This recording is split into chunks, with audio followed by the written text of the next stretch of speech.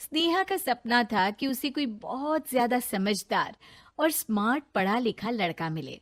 लेकिन कहते हैं ना, जो भाग्य में होता है होता वही है। देख, मैं साफ कह रही हूँ, लड़की के बाप के पास भर भर के पैसा है।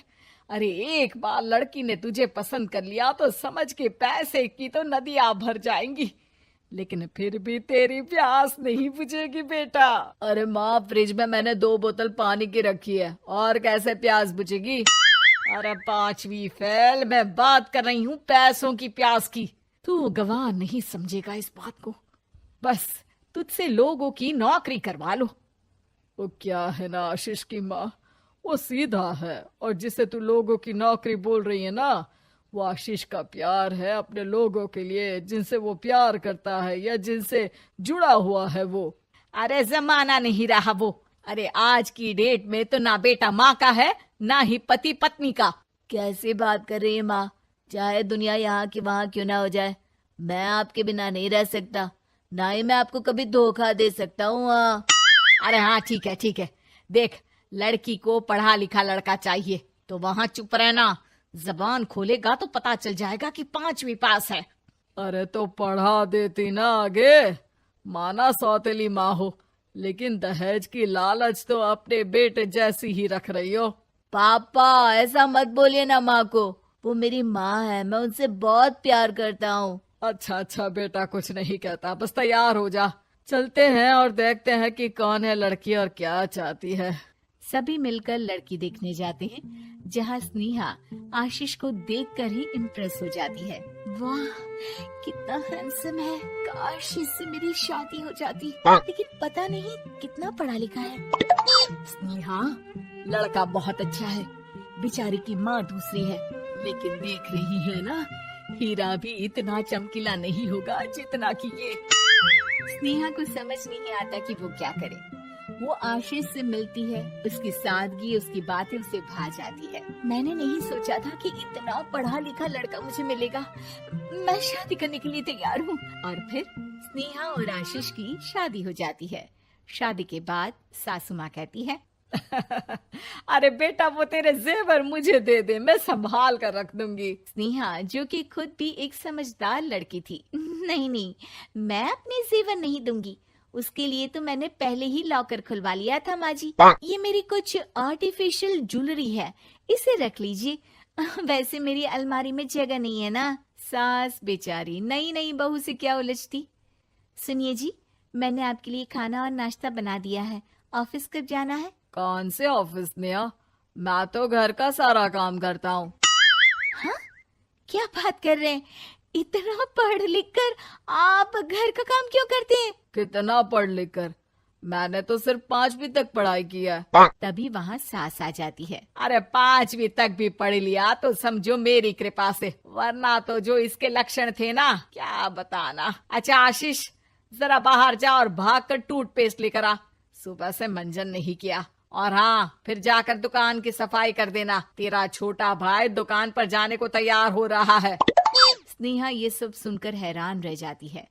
वो सोचती है कि आखिर उससे क्या गलती हो गई जो उसके साथ ऐसा हुआ। आशीष स्नेहा के पास जाता है। सुनो, तुमको तो मैंने पहली मुलाकात में ही बताया था कि। स्नेहा आशीष की बात ही नहीं सुनना चाहती है। वो जोर से चिल्लाती है, चुप रहो बिल्कुल, गंवार कहीं के।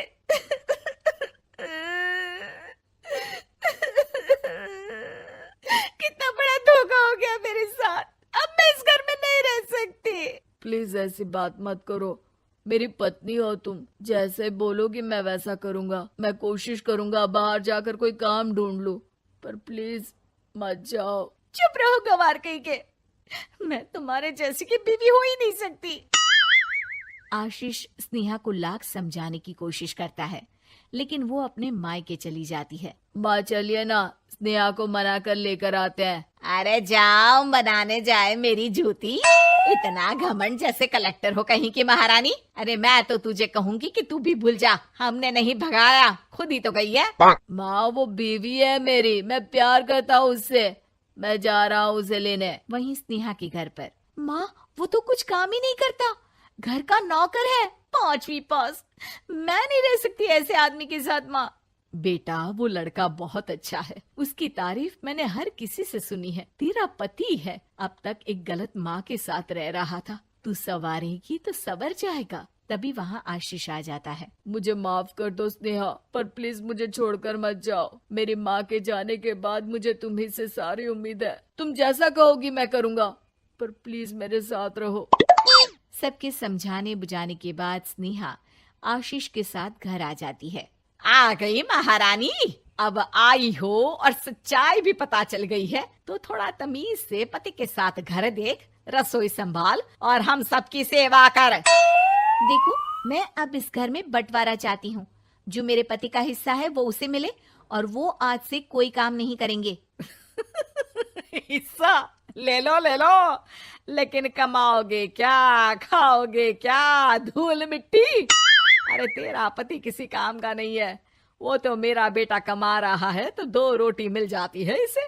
तभी वहाँ स्नेहा के ससुर आ जाते हैं। मैंने एक बंद फैक्ट्री को पहले ही आशीष के नाम कर दिया है और घर के 2 तल्ले में 1 तल्ला ले लो। मैं तो आशीष के पास रहूंगा, वकील थोड़ी देर में आता ही होगा। अरे जाओ जाओ, 2 दिन में भूख से तड़प कर सब वापस आ जाओगे। बढ़िया आई बहू बेटे वाली। फिर क्या था, स्नेहा आशीष के साथ मिलकर बंद फैक्ट्री को खोलती है और मन लगाकर काम करती है।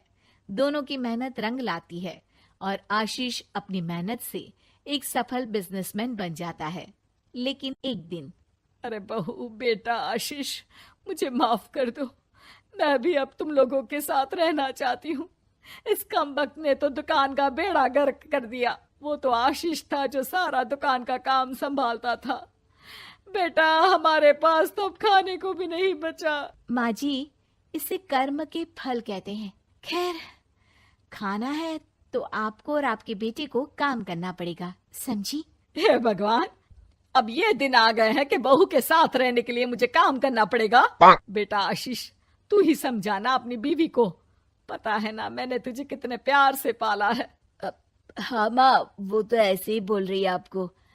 अरे घर में कामकाज के लिए बहुत सारे नौकर चाकर है, आप आराम से रहिए माँ।